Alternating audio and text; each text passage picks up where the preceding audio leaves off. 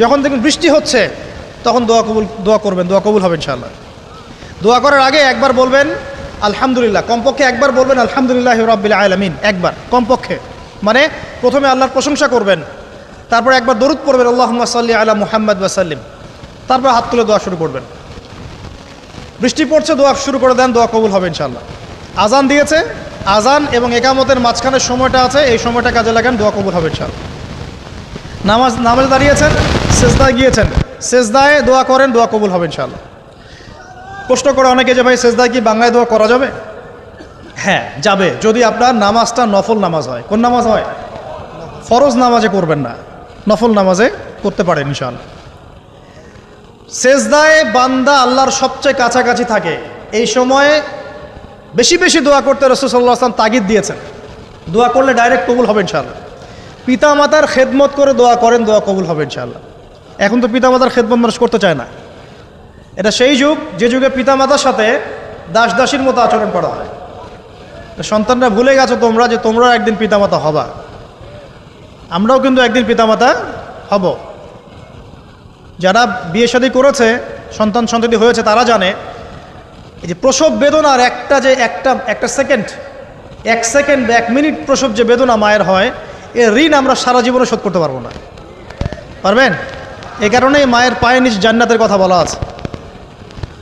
মাদের সম্মান আল্লাহর কাছে অনেক বেশি, মেয়েদের সম্মান অনেক বেশি। এই নারীবাদী ফ্যামিলিস্টরা যা বুঝিয়েছে, ইসলাম এমন নয়। তো ইসলাম এমন নয়, ইসলামে মেয়ের মর্যাদা সবচেয়ে উপরে। সেই মেয়েদেরকে আমরা এখন কি করেছি? কাপড় চোপড় সব কমিয়ে কমিয়ে বেপর্দা করে রাস্তায় নামিয়ে দিয়েছে। যদি একটা মানুষ নিজের সম্মান না বোঝে, তাকে সম্মান কেউ দিতে পারে? নিজেকে চিনতে শিখুন। আমাদের সম্মান আল্লাহর কাছে অনেক বেশি। এটা বলছিলাম প্রিয় ভাইয়েরা, মায়ের পায়ের নিচে আল্লাহ পাক সন্তানের বেহেশতের কথা বলেছেন। মা বোনদেরকে 4টা কাজ করতে বলো, অনলি 4টা কাজ। 5 ওয়াক্ত নামাজ যদি ঠিকমতো পড়তে পারে, 1 নাম্বার। 2, রমজান মাসে রোজা রাখে। 3 নাম্বার, পর্দা ঠিকঠাক মতো করে। আর 4 নাম্বার, স্বামীর আনুগত্য করে। ইনশাআল্লাহ জান্নাতের যে কোনো দরজা দিয়ে ইচ্ছা প্রবেশ করতে পারবে ইনশাআল্লাহ। এখানে স্বামীর আনুগত্যের কথা বলেছি, স্বামীর দাসত্বের কথা বলি না। আনুগত্য দাসত্ব এক জিনিস না। আনুগত্য মানে কি? আনুগত্য মানে আপনি স্বামীর যে কোনো ভালো কাজে আপনি তাকে সায় দিবেন, আনুগত্য। নামাজ পড়তে বলেছে, নামাজ পড়তে হবে। পর্দা করতে বলেছে, আপনি পর্দা করবেন। বেপর্দায় যাবেন, আপনি যাবেন না। এটা আনুগত্য। দাসত্ব কি? দাসত্ব হচ্ছে যে সে ভালো মন্দ যাই বলুক আপনি শুনছেন, এটা দাসত্ব। এটা করবেন না। মা বোনরা 4টা কাজ বাসায় গিয়ে আবার শুনিয়ে দিবেন। নবীজি বলেছেন 4টা কাজ কোনো মেয়ে করলে জান্নাতের যে কোনো দরজা দিয়ে ইচ্ছা প্রবেশ করতে পারবে। 1 নাম্বার, 5 ওয়াক্ত সালাত। 2 নাম্বার, রমজান মাসের সওম রোজা। 3 নাম্বার, পর্দা ঠিকঠাক মতো করবে, লজ্জাস্থানের হেফাজত। এবং 4 নাম্বার, স্বামীর আনুগত্য করা। মায়ের খেদমত করে দোয়া করেন, দোয়া কবুল হবে ইনশাআল্লাহ। বাবার খেদমত করে দোয়া করেন, দোয়া কবুল হবে ইনশাআল্লাহ। কোরআন তেলাওয়াত করে দোয়া করেন, দোয়া কবুল হবে ইনশাআল্লাহ। মনে করেন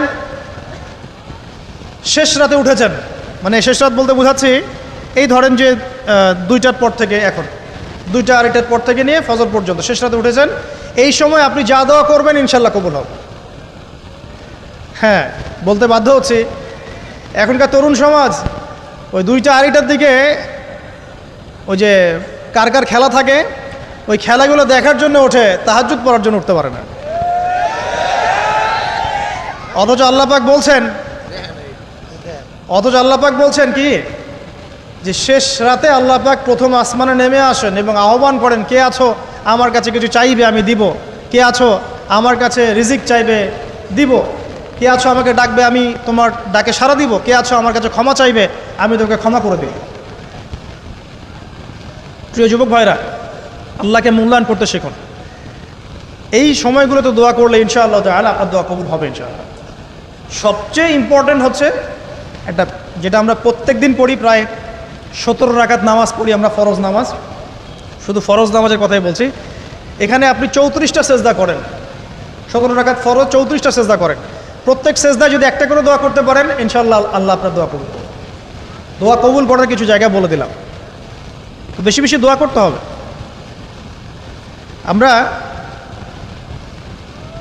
উম্মার অবস্থাগুলোকে বুঝতে শিখব। এখানে এই 3 ব্যক্তি, এটা বলে আমি শেষের দিকে যাচ্ছি, একটু ধৈর্য ধরেন। এই 3 ব্যক্তি পড়ে গেছে গুহার মধ্যে। আমি বলছিলাম জেনা ছেড়ে দিলে তোমার দোয়া আল্লাহ পাক ডাইরেক্ট কবুল করবে ইনশাআল্লাহ। কিভাবে? এই দলিল দিচ্ছিলাম যে তারা বলছে আমাদের তো কোনো আমাদের নেক আমল যা আছে এটা দিয়ে দোয়া করতে হবে, কোনো অপশন তো নাই বের হওয়ার। একজন বলছে যে আল্লাহ আমি আমার পিতা মাতার খেদমত করতাম, মাকে দুধ পান না করিয়ে কখনো দুধ পান করি নাই, আল্লাহ এই কাজটা যদি তোমার কাছে ভালো লেগে থাকে আজকে আমাকে এই বিপদ থেকে উদ্ধার করো। এই দোয়া করার সাথে সাথেই এই গুহা থেকে পাথরটা একটু সরে গেল এভাবে। আর জড়বস্তু আল্লাহ পাকের হুকুম মানে, আল্লাহ পাকের হুকুম মানে না খালি দুইটা শ্রেণীর মানুষ, এক হচ্ছে মানুষ আর একটা জিন জাতি। এই পুরো প্রকৃতি আল্লাহ পাকের হুকুম মেনে চলে। আর জড় বলতে আসলে কিছু নাই, যদি আমি বোঝানোর জন্য জড় বলেছি, আল্লাহ পাকের হুকুমে সব কিছু জীবন্ত। এই যে মাটিতে আমরা বসে আছি না এখন, এই মাটি কিয়ামতের মাঠে সাক্ষী দিবে যে এখানে মাহফিল হয়েছিল। হ্যাঁ, ওইখানে বসে তুমি টিকটক করেছো, লেকচার শুনো নাই ভালো করে। একটা মাহফিলে যাচ্ছিলাম, দেখলাম যে এখন স্টেজে উঠি নাই, ওই সুযোগে দেখলাম যুব সমাজ রাস্তার পাশে দাঁড়িয়ে সিগারেট খাচ্ছে, ব্রেক নিচ্ছে আগে, চা সিগারেটের ব্রেক। হুজুর আসলে আলোচনা শুনবো। তো এখানে এসে যদি আমরা মানে কোরআন সুন্নাহর বাইরে কোনো কাজ করি, এই মাটি আবার সাক্ষী দিবে। এটা দলিল কোথায় আছে? সূরা জিলজাল পড়ে দেখবেন। সূরা জিলজালের মধ্যে দলিল আছে যে আল্লাহ পাকের হুকুমে এই জমিন কথা বলবে ইনশাআল্লাহ, আল্লাহ পাক হুকুম করলে। জি, তো একটু সরে গেল ওই পাথর। তারপরের ব্যক্তি দোয়া করছে, আল্লাহ আমার একজন কাজের লোক ছিল, সেই কাজের লোক কিছু টাকা পেত, টাকা না নিয়ে বেচারা চলে গেছে, আমি ওই টাকা দিয়ে কিছু পশু কিনেছি, এই পশুগুলো কিনে আমি পালন করেছি। অনেক দিন পর সেই ব্যক্তি এসেছে, আমার টাকা দাও। তখন আমি বলেছিলাম যে এই যতগুলো পশু দেখছো সব তোমার। সেই লোক বলছে, আমার সাথে কি ঠাট্টা করছো? বলছে না, ঠাট্টা করছি না, তোমার টাকা দিয়ে আমি পশু কিনেছিলাম, এই প্রজনন হতে হতে হতে আজকে এতগুলো হয়েছে, সব তোমার, নিয়ে যাও। আল্লাহ কলিজা দেখেন, আসলে দান করার জন্য কলিজা লাগে, টাকা লাগে না। আল্লাহর পথে দান করার জন্যে কলিজা লাগে, টাকা লাগে না। আর কিছু মনে করবেন না, আমি বিভিন্ন মাহফিলে যাচ্ছি, এই একটা কমন দৃশ্য দেখি এই কালেকশনের। আমার জানা নাই যে এভাবে নাম লিখিয়ে কোনো কালেকশন নবীর যুগ থেকে হয়েছে, আমার জানা নেই। বরং কতটুকু দিয়েছে এটা গোপন রাখলেই ভালো। কে দিয়েছে, কত দিয়েছে জানানোর কোনো দরকার নাই। দিয়েছে, নিয়ে চলে আসবেন, শেষ। আমরা কাকে সন্তুষ্ট করার জন্য দেই? আল্লাহ জানলেই তো যথেষ্ট। কি দরকার জনগণ জানতেই হবে আমি 5,000 টাকা দিয়েছি? এতে আমার লাভটা কি? নেকি উল্টা আরও কমে গেল।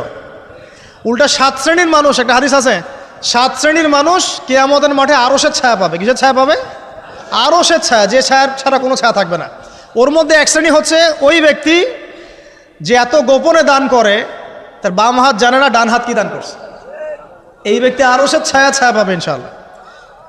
তো দুনিয়া যদি উদ্দেশ্য থাকে, নাম প্রকাশ করা, জাহির করার উদ্দেশ্য থাকে, বা যদি এমন হয় যে এখানে লৌকিকতা উদ্দেশ্য থাকে, নেকি নষ্ট হয়ে যেতে পারে, সুযোগ আছে, চান্স আছে। তো এই ট্রেডিশনগুলো বন্ধ করলে মনে হয় ভালো হয়। এটা আমার পরামর্শ, বাকি এটা বিবেচনা আপনাদের। আর এই ব্যক্তি বলছে আমি এই সব কিছু দান করে দিয়েছি। দেখেন, দান করতে কি লাগে? কলিজা লাগে, টাকা লাগে না কিন্তু। আসলে দান করতে কলিজা লাগে। অনেক রিক্সাওয়ালাকে দেখেছে আমরা, 100 টাকা দান করে দিল, মসজিদের জন্য দান চাচ্ছে, 100 টাকা দান করে দিল। আর অনেক দেখবেন বিত্তশালী, ঢাকা শহরে যাচ্ছি বনানী গুলশান দিয়ে, দান করতে চাইলে 2 টাকা দিচ্ছে, 5 টাকা দিচ্ছে। এমন হয় না? দান করতে কলিজা লাগে। আর একটা কথা মনে রাখবেন, আপনি যত দান করবেন আল্লাহ আপনাকে তত বেশি দিবেন ইনশাআল্লাহ। ইনশাআল্লাহ আল্লাহ পাকের খাজানা যে এত প্রচুর, আপনি দান করলে কমে যাবে এই চিন্তাই করবেন না কখনো। তবে সবচেয়ে সেরা দান কোনটা জানেন? আপনার প্রয়োজন আছে এখন, এই প্রয়োজনের সময় দানটা হচ্ছে সেরা দান। এবং সবচেয়ে উত্তম খরচ কোনটা? সবচেয়ে উত্তম খরচ হচ্ছে আপনার পরিবারের পিছনে খরচ। আপনার পরিবারের পিছনে খরচটা আপনার সবচেয়ে শ্রেষ্ঠ খরচ। আর দান করে মধ্যম পন্থায়, এমন হবে না যে নিঃস্ব হয়ে গেলেন দান করে একদম, আবার এমন না যে কৃপণতা প্রদর্শন হচ্ছে, এমনও না। মধ্যম পন্থায় দান খয়রাত করবে ইনশাআল্লাহ। আর কিয়ামতের মাঠে মানুষ তার দানের ছায়ায় থাকবে ইনশাআল্লাহ। যে যত দান করবে ওই ছায়ার নিচে সে থাকবে। এই ব্যক্তি সব দান করে দিয়েছিল, যাও সব গরু ছাগল তোমার। তৃতীয় ব্যক্তি, পাথর সরে গেল একটু, তৃতীয় ব্যক্তি, যুবক তোমাকে বলছি ভাই, তৃতীয় ব্যক্তি আল্লাহর কাছে বলছে, আল্লাহ আমার একজন সুন্দরী চাচাতো বোন ছিল, আছে না তোমাদের কাজিন, এবং তাকে আমি খুব ভালোবাসতাম। ওই যে এখন বয়ফ্রেন্ড গার্লফ্রেন্ড ফ্রি মিক্সিং, যেটা খুব ভালোবাসতাম। তো তাকে আমি পেতে চাইতাম, তাই আমি তাকে অফার করি সে বলে যে না, আমাকে 100 স্বর্ণমুদ্রা না দিলে আমি রাজি না। 100 স্বর্ণমুদ্রা। এই মেয়ের অবশ্য অনেক ডিমান্ড ছিল, তাহলে বোঝা গেল 100 স্বর্ণমুদ্রা মানে অনেক। জানেন, এখন তো দেখা যায় 1500 টাকা 2000 টাকা দিয়ে মেয়ে তার ইজ্জত বিক্রি করে ফেলছে। 100 স্বর্ণমুদ্রা, আর কাউকে কিছু দেওয়াই লাগে না, এমনি বিক্রি করে ফেলে। কত প্রশ্ন, কত যে প্রশ্ন আসে আমাদের কাছে যে ভাই বা হুজুর বা ভাইয়া ওস্তাদ, কত জীবনে এক পর্যায়ে ভুল করেছি, এরকম জেনায় লিপ্ত হয়ে গিয়েছিলাম, প্রেম করেছি ইত্যাদি, আমি কী করবো, আমার কি ভালো হওয়ার রাস্তা আছে কিনা, বা আমি তওবা করে ফিরে আসছি, আমি কি এখন বিয়ে করতে পারবো কিনা। প্রশ্নের শেষ নাই। বেশিরভাগ প্রশ্ন এরকমই আসে এখন। আরেকটা বেশি বেশি প্রশ্ন আসে, ভাই উস্তাজ হুজুর, আমার স্বামী পরকীয়া আসক্ত, আমাকে দেখে না, এই হয় সে, এইগুলো প্রশ্ন বেশি। পারিবারিক জেনা কেন্দ্রিক যত প্রশ্ন আসে, অন্য কোনো কেন্দ্রিক প্রশ্ন এত আসা, মানে এই যুগটা কি হয়েছে, মানে মানুষকে জেনার উন্মুক্ত করে দিয়েছে একেবারে। একদম স্কুল লাইফ থেকে শুরু হবে বয়ফ্রেন্ড গার্লফ্রেন্ড ফ্রি মিক্সিং, এই বন্ধু পড়তে পড়তেই জেনা হয়ে যায়। কলেজ লাইফে গিয়ে আরও বড় জেনা। ইউনিভার্সিটিতে গেলে তো আর কোনো পাত্তাই নাই। ইউনিভার্সিটির খুব কম ছেলে পাবেন সিগারেট খায় না, এবং খুব কম ছেলে মেয়ে পাবেন যারা এই অবৈধ প্রেম করছে না, খুব কম। এটাকে আমরা প্রমোট করছি আবার। বিশ্বাস করেন শুধুমাত্র সরাসরি সেক্সুয়াল সম্পর্কটাই জেনা নয়, এই মিক্সিংটাও জেনা আল্লাহ পাক বলেছে। এবং এতে করে আমাদের যুব সমাজে অধঃপতনটা হয়েছে, এটা অন্য কোনোভাবে হয় নাই। কারণ সূরা আলে ইমরান পড়ে দেখবেন আল্লাহ পাক বলছেন যুয়িনা লিন-নাস হুব্বুশ শাহওয়াতি মিনান নিসা, মেয়েদের মধ্যে ছেলেদের জন্য সবচেয়ে বেশি শাহওয়াত আছে, শাহওয়াত খাহেসাত, এটা সবচেয়ে বেশি আকর্ষণ করে ছেলেদেরকে। সমাজের কাঠামো ভেঙে যাচ্ছে তো, সমাজের কাঠামো ভেঙে। আমরা তো বাইরে ভালো মানুষের লেবাস পরে আছি, দেখবেন বহু পরিবারে পরকীয়া চলছে, জানেন না, ভিতরে ভিতরে। আমরা তো লজ্জা এগুলো বলি না, চোখ লজ্জায় বলি না, চলছে এগুলো এখন কমন হয়ে গেছে। যে ফ্যাশন শোর নামে, বিউটি কন্টেস্টের নামে, এই সেই, মানে অশ্লীলতাকে প্রমোট করা হচ্ছে চতুর্দিক থেকে। রেপ ধর্ষণ দিন দিন বাড়ছে আর বাড়ছে। বাচ্চা কাচ্চা, ছোট ছোট বাচ্চা মেয়ে পর্যন্ত রেহাই পাচ্ছে না। এই কয়দিন আগে একটা মেয়েকে কত পিস পিস করে ভাসিয়ে দিয়েছে একেবারে, দেখেন নাই? কোথায় আছেন? সমাজটা কোথায় গেছে? আমরা ভালো মানুষের মুখোশ পরে বসে আছি। একটা মাহফিল করে কি সব হবে? কনস্ট্রাকটিভ কাজ করতে হবে। তারুণ্যের এই শক্তিটাকে আল্লাহর জমিনে দিনের প্রচার প্রসার প্রতিষ্ঠার কাজে ব্যয় করতে হবে। যতক্ষণ পর্যন্ত আমরা এরকম ভালো মানুষের লেবাস সাজে বসে থাকবো না, আমার ঘরেও ফেতনা ঢুকে আসবে, টের পাবেন না।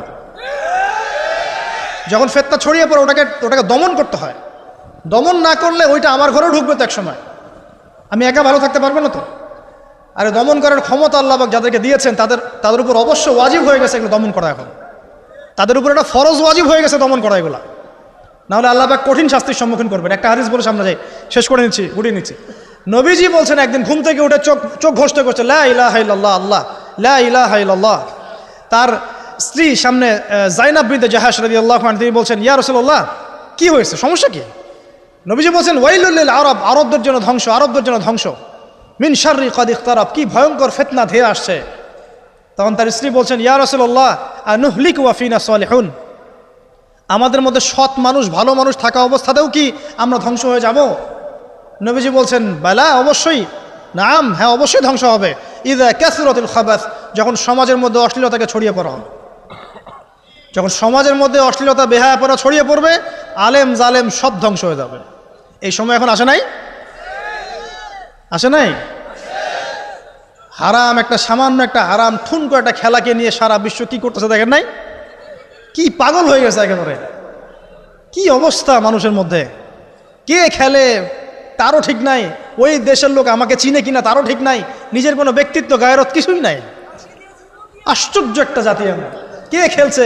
ভাবখানা এমন যে আমরা মনে হয় যুদ্ধ করে কাফেরদের সাথে দ্বীন ইসলাম কায়েম করে ফেলছে, একদম ভাবখানা। অথচ এগুলো তৈরি করা হয় কি জন্য? যাতে মুসলিম জাতি একদিকে ফোকাস করে থাকে, অন্যদিকে ওরা তাদের উদ্দেশ্য সাধন করবে। এখন সারা ওয়ার্ল্ডের চেহারা একদিকে ফিরাইছে, এদিকে দেখো, এই যে খেলা দেখো, আর বাকি পিছনে যে কাজগুলা ঠিকই করছে ওরা। দেখবে কি কাজ করছে কয়দিন পরে দেখতে পারবে। পাবলিকলি আমি বললাম না, কারণ বললে সব বুঝবেন না আপনারা, আর সব জায়গায় সব কিছু বলতে নাই। ওদের উদ্দেশ্য ওরা কখনো ভুলে যায় নাই। ওরা চাচ্ছে সারা বিশ্বটাকে শাসন করতে এবং মুসলিমদেরকে দমন করতে, এবং আপনাকে খেলতামাশায় ব্যস্ত রেখেছে। লাচো এখন যুবকদের কোনো হিতাহিত জ্ঞান পর্যন্ত চলে গেছে এখন। হিতাহিত জ্ঞান, তোমাকে এইভাবে চুল কাটতে কে বলছে? তোমাকে এইভাবে চুল কাটতে কে বলছে? এদিকে একদম ছিলে রেখে দিছো, এখানে মাঝখানে উঁচা একটা ময়ূরের মতো রেখে দিছো, মানে এভাবে চুল কাটতে তোমাকে কে বলছে? কে তোমাকে মেসির ফলো করতে বলছে? তোমার জন্য রাসূল সাল্লাল্লাহু আলাইহি ওয়াসাল্লামের বাবরি চুলের সুন্নত নাই?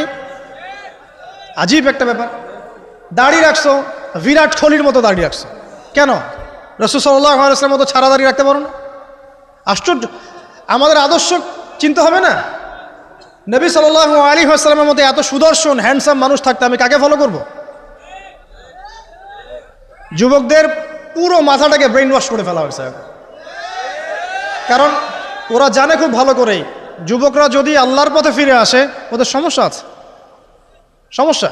এই কারণে তোমাদেরকে ভুলিয়ে রাখা হচ্ছে। নিজের জীবনের মূল্য দিতে শেখো। আল্লাহ রাব্বুল আলামিন তোমাকে আমাকে সৃষ্টি করেছেন, আল্লাহ পাক আমাদের হাতে এই দিনের বিজয় দেখতে চান। আল্লাহ পাক চান যেন আমরা আল্লাহর দিনটাকে পালন করি, প্রসার ঘটাই। ইনশাল্লাহ এক সময় দিন প্রতিষ্ঠা হবে ইনশাল্লাহ। আমরা যদি খেলতামাশায় মত্ত থাকি তাহলে দিনের প্রচার কে করবে? প্রসার কে করবে? আর সব কি ওলামায়ে কেরামের দায়িত্ব? সাধারণ মানুষের কোনো দায়িত্ব নাই? সবাই এখন এই যে ডক্টর হতে চান, ইঞ্জিনিয়ার হতে চান, ভালো কথা, হন।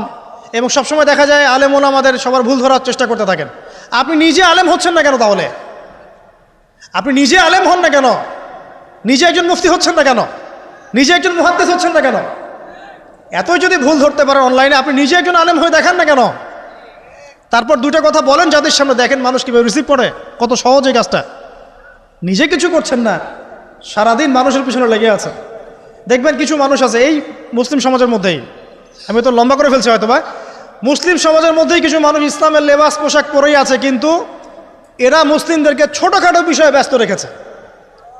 হাত বাঁধা, রফুলিয়া দেন, জোরে আমিন, পায়ে পা, এই কিছু কিছু সিলি বিষয়ের জন্য বলছি যে বড় বড় বিষয়গুলো বাদ দিয়ে ছোটোখাটো বিষয়গুলো কিনে উম্মাকে ইখতিলাফে ব্যস্ত রেখে দিয়েছে। ভাবখানে এমন যেন ইসলামের সব বিষয় প্রতিষ্ঠা হয়ে গেছে, এখন এই 4টা বিষয় বাকি আছে। ভাবখানে এমন, অথচ সারা ওয়ার্ল্ডের মধ্যে ইসলাম আস্তে আস্তে সংকুচিত হয়ে গেছে। আমরা কবে স্মার্ট হব? প্রিয় ভাইরা, মনে রাখবেন আমরা সবাই মিলেই মুসলিম জাতি। পলিটিক্যাল লিডার্স আছেন, প্রশাসনের লোক আছেন, আমাদের যুবক যুবতী, তরুণ তরুণী, সবাই মিলেই আমরা এই উম্মা জাতি। আমরা কেউ কারো শত্রু নই, কেউ কারো দুশ্মন নই। সবার মধ্যে ভালো কিছু পাবেন, ভালো নিয়ে নেন, খারাপটা ছেড়ে দেন। উম্মাকে ঐক্যবদ্ধ করার চেষ্টা করেন। এই ছোটোখাটো বিষয়গুলোকে ইখতিলাফ বন্ধ করেন, আল্লাহর ওয়াস্তে বন্ধ করেন। বড় বড় বিষয়গুলোর দিকে ফোকাস করেন। তরুণদেরকে শিক্ষিত করেন, আদর্শ পরিবার করেন, শিক্ষা অর্জন করেন, জ্ঞান অর্জন করেন, বড় আলেম স্কলার হন, বিশ্বকে নেতৃত্ব দেন। পলিটিক্স করলে ভালো করে করেন, যাতে করে আপনার দ্বারা দুনিয়ার দিনের খেদমত হয়, আলহামদুলিল্লাহ। ইকোনমিক্স হলে ভালো করে হন, বিজ্ঞানী হলে বড় বিজ্ঞানী হন, মানে আপনি বড় স্বপ্ন দেখেন। ইয়াং জেনারেশনকে নিয়ে আসেন ইসলামের দিকে, তাদের দ্বারা ইনশাআল্লাহ ইসলামের বিজয় হবে। ওই যুবক বলছে, আল্লাহ আমার এই চাচাতো বোনকে পেতে চাইতাম, সে 100 স্বর্ণমুদ্রা চেয়েছে। 100 স্বর্ণমুদ্রা সে বহুত কষ্ট করে অর্জন করে শেষমেশ ওকে দিল। দেওয়ার পর বলছে এখন আমাকে দাও। এখন সে প্রস্তুত, শুরু করবে, মানে দুজন কাছাকাছি এসে গেছে, এবার সেক্সুয়াল সম্পর্ক শুরু হবে কেবল। এই হওয়ার সময় এই মেয়ে বলে বসছে যে হে আল্লাহর বান্দা, আমি আমার সতীত্ব এতদিন পর্যন্ত হেফাজত করেছি, আল্লাহর দোহাই লাগে আমার সতীত্বটা নষ্ট করো না। কে বলছে? এই মেয়েটা বলছে। এবার এই ছেলে তাৎক্ষণিক সেখান থেকে উঠে গেল। হাদিসে এমন শব্দ এসেছে যে সেই ছেলে ওই মেয়ের মানে মাঝখানে বসে পড়েছে আর কি। ওখান থেকে সে উঠে গেল, উঠে স্বর্ণমুদ্রাও নিল না, স্বর্ণমুদ্রা রেখে দিয়ে সে আল্লাহর ভয় সেখান থেকে উঠে চলে আসলো, জেনা করলো না। সে বলছে, আল্লাহ ওই কাজটা যদি আমি তোমার ভয়ে করে থাকি, তুমি যদি জানো, আজকে এই পাথরটা এখান থেকে সরিয়ে দাও আল্লাহ। আল্লাহ পাক সেই পাথরটা পুরো সরিয়ে দিলেন এখান থেকে। চাক্ষুষ মৃত্যুর হাত থেকে আল্লাহ পাক বাঁচালেন কোন ওসিলায়? জেনা থেকে দূরে থাকার ওসিলায়। প্রিয় যুবক ভাই এবং যুবতীদেরকে বলবো, চারিত্রিক পবিত্রতা হেফাজত করেন, আল্লাহর ওয়াস্তে নিজের জীবনটাকে পবিত্র করেন, দিনের ইলম অর্জন করেন, বেশি বেশি আমল করেন, ভালো কাজে ব্যস্ত থাকেন, সমাজ কল্যাণমূলক কাজ করেন, বেশি ভালো কাজে ব্যস্ত থাকেন। খারাপ সার্কেলের সাথে মিশিয়েন না, ভালো সার্কেলে মিশেন। আলেম ওলামার সাথে সম্পর্ক রাখেন, মাদ্রাসার সাথে একটু যোগাযোগ রাখেন, দিনী হালাকাগুলোয় বসেন। এই অহেতুক ফাহেসা কাজগুলোতে সময় নষ্ট করেন না। কোরআন তেলাওয়াত করেন, বেশি বেশি করেন, দিনী বইপত্র পড়েন। এই যে ভ্রাম্যমাণ লাইব্রেরিগুলো আছে না, বই পড়েন। আমি বলছি না শুধু ইসলামিক বই পড়তে হবে আপনাকে, আপনি অর্থনীতির বই পড়েন, সমাজবিজ্ঞানের বই পড়েন, রাষ্ট্রবিজ্ঞানের বই পড়েন, জিওপলিটিক্যাল বইগুলো পড়েন, কোরআন সুন্নাহ তো পড়বেনই, শিক্ষিত হন ইনশাআল্লাহ তাআলা। আজ হোক আর কাল হোক আমরা বিশ্বাসী ওই যে যুগটা ছিল, যে যুগে মুসলিমরা সারা বিশ্ব দাপটের সাথে দাপিয়ে বেরিয়েছে আর কি, প্রত্যেকটা ডিপার্টমেন্ট মুসলিমরা রুল করেছে, ইনশাআল্লাহ আবারও সেই সময় ফিরে আসবে ইনশাআল্লাহ। আমরা বিশ্বাস করি আল্লাহ রাব্বুল আলামিন তার রাসূলের মাধ্যমে জানিয়েছেন যে ফিতনাময় পরিবেশটা চিরস্থায়ী হবে না। এখন হয়তো ফিতনা চলছে, কিন্তু এরপরে আসবে ইনশাআল্লাহ তাআলা আল মাহদির যুগ। কার যুগ? ইমামুল মাহদির যুগ আসবে ইনশাআল্লাহ। তারপরে ঈসা ইবনে মারইয়ামকে আল্লাহ পাক পাঠাবেন এবং যত দুশমন আছে ইসলামের সবার সাথে সরাসরি ব্যাটল হবে, হাদিসে বলা আছে, কিছু করার নাই। এবং সেই যুদ্ধগুলোতে মুসলিমরা জিতবে ইনশাআল্লাহ। তারপরে সারা বিশ্বে ইসলামী খেলাফা কায়েম হবে ওই জেরুজালেম থেকে ইনশাআল্লাহ আযজা ওয়া জাল। আমরা দোয়া করি আল্লাহ রাব্বুল আলামিন আমাদের যুব সমাজকে যেন কবুল করে নেন, আমিন, এবং তাদেরকে এই জাগতিক ফিতনাগুলো থেকে আল্লাহ পাক হেফাজত করুন। আমাদের সতীত্ব, পবিত্রতা, চরিত্রের সৌন্দর্য আল্লাহ পাক যেন অটুট রাখে, জেনা থেকে আল্লাহ পাক যেন বাঁচিয়ে রাখে। আল্লাহ পাক আমাদের সবাইকে দিনের এলেম অর্জন করার তৌফিক দান করেন, জীবন সম্পর্কে সচেতন হওয়ার তৌফিক দান করেন, সময়কে মূল্যায়নের তৌফিক দান করেন, খাস পর্দায় থাকার তৌফিক দান করেন মা বোনদেরকে, এবং আমাদের মধ্যে উম্মার ঐক্যের জন্য কাজ করার তৌফিক আল্লাহ পাক সবাইকে দান করেন, আমিন।